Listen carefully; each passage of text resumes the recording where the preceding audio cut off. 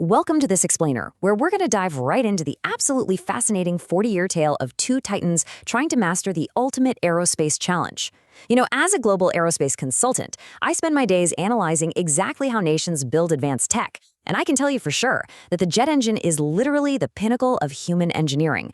It honestly makes rocket science look kind of simple by comparison. So today, we're going to impartially unpack the vastly different industrial approaches China and India took toward achieving true jet engine independence. Here's our roadmap for today. We're going to cover the 1986 starting line, mastering the heat barrier, China's unified machine, India's institutional bottlenecks, the strategic Western pivot, and finally, how to fix R&D culture. Let's get right into it. Section 1. The 1986 starting line. Okay, so 1986 is the exact starting line for our story. In that specific year, India officially launched its Kaveri engine program, and China formally approved its WS-10 engine program. Both nations actually shared the exact same ambition, to completely end their reliance on foreign jet engines to power their fighter aircraft. They had incredibly similar starting points, similar technological gaps, and the very same goal of strategic autonomy.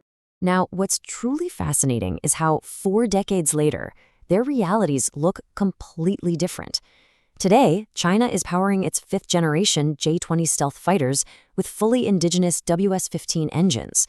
India, on the flip side, had to drop the Kaveri engine from its Tejas fighter and is currently negotiating to buy engines from Western partners like GE and Safran to power its next-generation fleet. So what exactly happened here? How did two parallel 40-year programs end up miles apart? That brings us to Section 2, Mastering the Heat Barrier. Before we start evaluating either nation's progress, we really have to understand the immense physical barriers of jet engine physics. You see, designing the shape of an engine is one thing, but making it actually survive is another beast entirely. Inside a modern fighter engine, the core temperatures routinely exceed 1,500 degrees Celsius. At that kind of heat, ordinary metals just melt. The engine requires materials to survive conditions literally hotter than molten lava, all while spinning faster than a speeding bullet. It's an incredibly punishing environment. And this brings us to the invisible wall that stops most national aerospace programs in their tracks: metallurgy, specifically the mastery of single crystal turbine blades. These are basically microscopic masterpieces engineered without any internal grain boundaries, which means there are absolutely no weak points for stress or heat to exploit. In the early days, both India and China struggled immensely with this. China actually tried reverse engineering Russian AL-31F engines, but without the metallurgical secrets, the copied blades just cracked and the engines completely failed. The crucial takeaway here is that copying a blueprint gets you absolutely nowhere without a massive industrial ecosystem backing it up. You need precision metallurgy for superalloys, advanced thermal barrier coatings to protect the metal, high-altitude testing infrastructure to push the engines to their limits, and foundational heavy tools like 50,000-ton forging presses.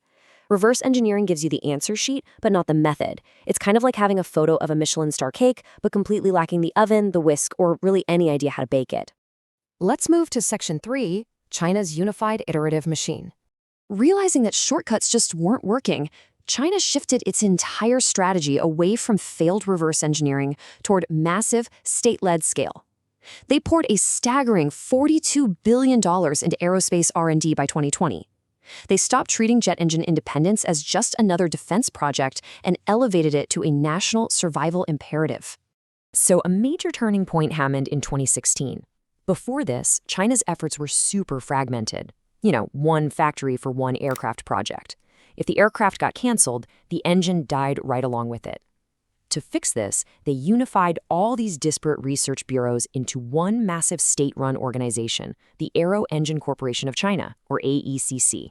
With 96,000 dedicated employees and deep civil-military integration, they adopted this brilliant, small-core, large collaboration model, outsourcing parts to over 350 suppliers to build a highly mature internal supply chain. This uniquely aggressive development model brilliantly compressed time.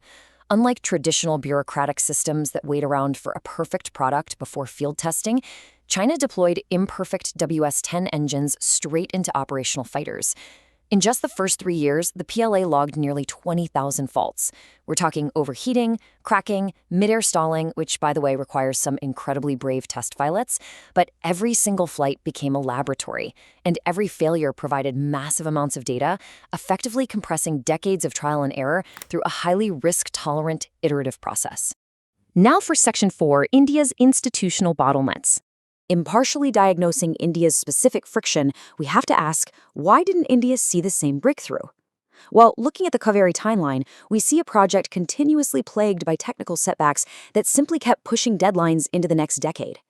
The engine consistently fell short of thrust requirements, suffered from overheating, and was just too heavy. Ultimately, it was dropped from the Tejas fighter program entirely, which led to India's recent agreements to locally manufacture GE F414 engines instead.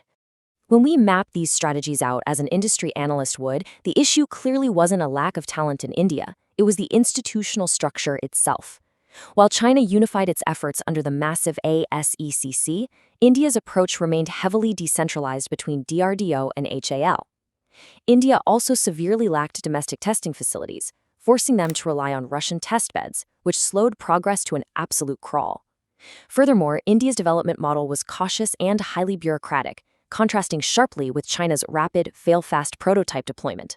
Talent retention has been another absolutely critical bottleneck. Due to rigid hiring cultures and compensation structures within government research bureaus, India faces severe brain drain. Top aerospace engineering talent frequently leaves defense institutions for higher-paying private sector tech jobs, or they just emigrate abroad. And you simply cannot master things like single-crystal turbine blades if your very best engineers are constantly walking out the door. Moving on to Section 5, the strategic Western pivot.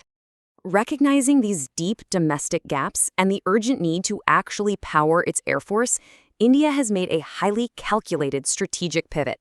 Historically, India partnered heavily with Russia for defense tech, but for jet engines, they've shifted decisively toward the West. Why? Because Russian firms consistently offered only partial tech transfers, and their engines traditionally fall short of Western models in thrust-to-weight ratio and lifespan. Plus, recent conflicts exposed major sanctions risks and supply chain vulnerabilities. By pivoting to the West, India secures up to 80% technology transfer, Make in India joint ventures, and highly reliable supply chains that respect international intellectual property laws. The thrust numbers highlight exactly why this pivot was so necessary. The Kaveri prototype hovered around 49 kilonewtons of dry thrust. By partnering with GE, India immediately gets the 84 kilonewton F404 for its current fighters.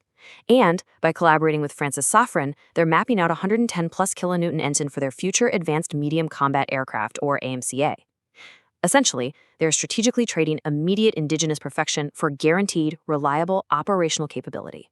Finally, Section 6, fixing India's R&D culture. Now, importing engines obviously doesn't solve the underlying goal of true self-reliance. To bridge this huge knowledge gap, experts suggest India must urgently implement lateral hiring.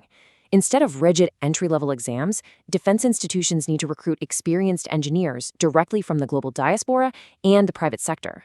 Furthermore, India really needs to integrate cash-rich private firms like L&T and Godrej to bring in funding and modern management. They also urgently need that foundational infrastructure, like domestic 50,000-ton forging presses. And finally, a really smart path forward is prioritizing smaller drone engines, like the 52 kilonewton Kodak project. This allows engineers to iteratively build industrial capacity before tackling a massive fifth-generation fighter engine.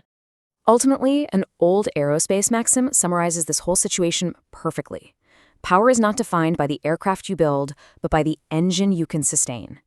True aerospace independence demands long-term institutional commitment, incredibly deep supply chains, and a real willingness to learn from failure. It's a 40-year marathon, you guys, not a sprint. I'm going to leave you with this provocative thought to ponder after today's explainer.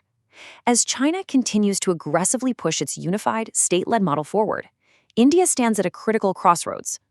Will these strategic joint ventures with the West provide the vital stepping stones India needs to fix its R&D culture and build its own engines? Or will they simply cement another generation of reliance on foreign tech? Only time will tell. Thank you so much for joining me, and keep questioning how the world is built.